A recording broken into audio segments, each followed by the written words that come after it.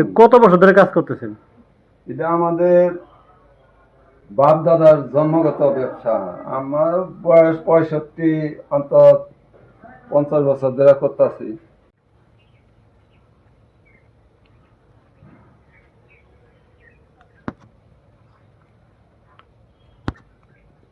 দাদা কেমন আছেন?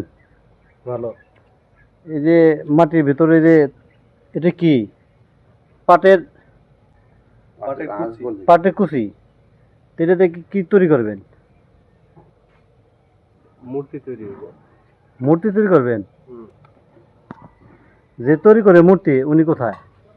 ওই যে ওইদিকে মন্দিরে। মন্দিরে?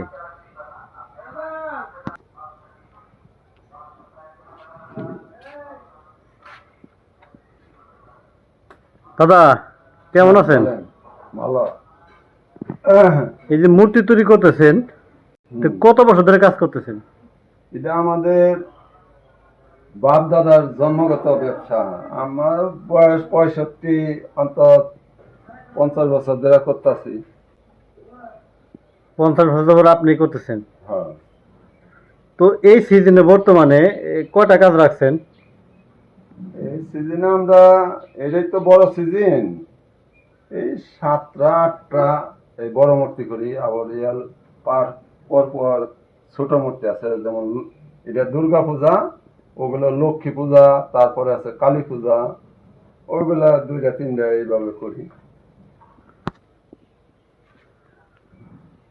দাদা এই যে এক এক বাড়িতে কাজ করেন, এটা মজুর হিসেবে কেমনে নেন বা কতদিন লাগে এই কাজ করতে?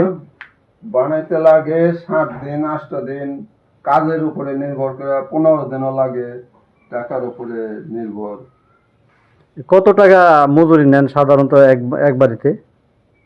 এগুলো বিভিন্ন পদ আছে, এই 40,000, 50,000, 1 লাখ, 2 লাখ, যে যেরকম পারে, যার মানে ক্যাপাসিটি অনুযায়ী যার উন্নত, যে যতটুকু উন্নত কাজের উপর ডিমান্ড করে আর কি। যে যত সৌন্দর্য তৈরি করে তার বিলটা ঠিক ওরকমই উঠে। ওই রকমই হবে। এই যে কাজগুলা করতেছেন, এই মানে মাটি দেওয়ার পর তারপর রং দিবেন আনুমানিক কতদিন পর? রং এই পূজার 10-12 দিন আগে দেই, 2 দিন আগে দেই, পূজার আগের দিন শেষ করে দেই। এটা হলো আমাদের কাজের ক্যাপাসিটি বুঝে।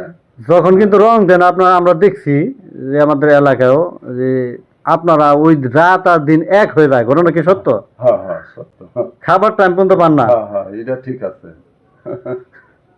আচ্ছা, আপনাকে অসংখ্য ধন্যবাদ।